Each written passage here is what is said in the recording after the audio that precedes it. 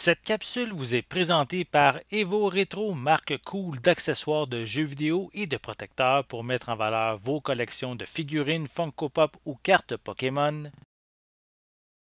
Bonjour, Gilles ici pour Ciné Techno et je vous parle du combo en Blu-ray DVD du film Le Port des Passions ou Thunder Bay en version originale anglaise. Le film d'Anthony Mann est distribué par Elephant Film et met en vedette James Stewart, Joanne Drew et Gilbert Roland, sorti en magasin le 14 juin 2022.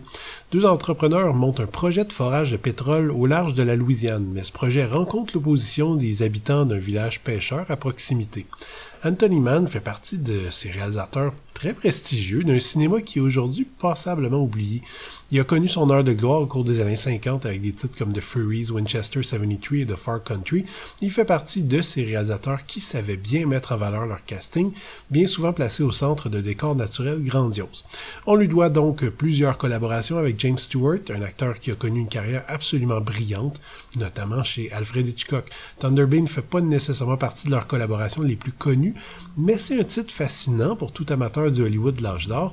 Comme le mentionne Eddie Moine en supplément sur ce disque, Thunder Bay a été conçu avec l'aval de sa vedette James Stewart qui avait beaucoup investi dans le pétrole et qui cherchait à présenter l'industrie sous un jour un peu positif. Et c'est très clair en regardant le film, pour peu qu'on soit un peu allumé, parce que le scénario souffre assez rapidement de cette approche. Pourtant, ça commence plutôt bien dès les premières images de la mise en scène assurée de Mann nous met en confiance. Habile, le récit débute avec nos deux entrepreneurs vraiment sans le sou, n'ont strictement rien d'autre que leurs idées et leur ingéniosité, ce qui les rend tout de suite attachants. Les personnages sont magnifiquement bien typés et campés, malgré un casting qui est quand même très large.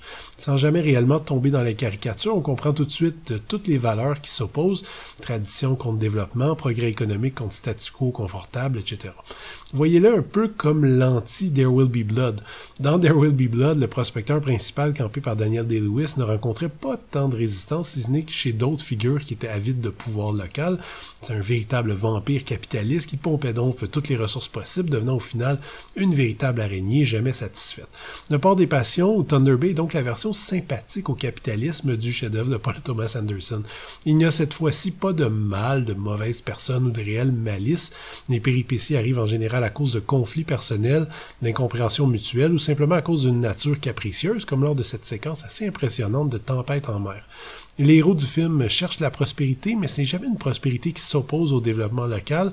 On est un peu dans le fantasme d'un développement économique sans fin, une fameuse économie qui bénéficie à tous ceux qui s'en approchent de près ou de loin.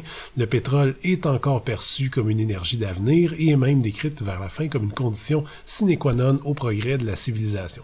J'entrerai pas trop dans les détails concernant la fin, mais je dirais simplement qu'elle manque beaucoup de crédibilité dans la façon dont toutes les valeurs qui sont en opposition finissent par s'entendre.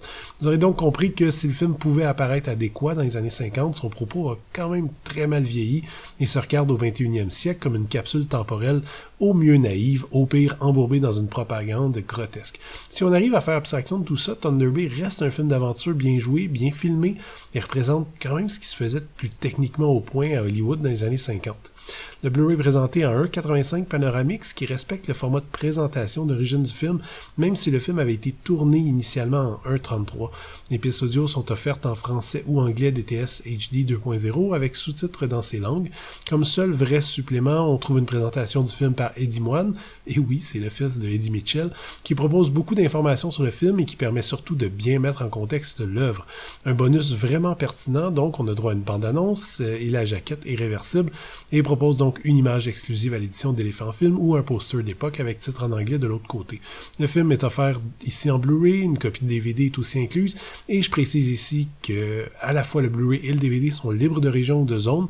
Donc, évidemment, c'est un titre distribué en France, mais vous pouvez le lire sur un lecteur nord-américain sans problème, avec pour seul petit obstacle potentiel que le DVD reste encodé en PAL. Ça vous prend donc un lecteur ou une télévision qui arrive à faire la conversion en NTSC.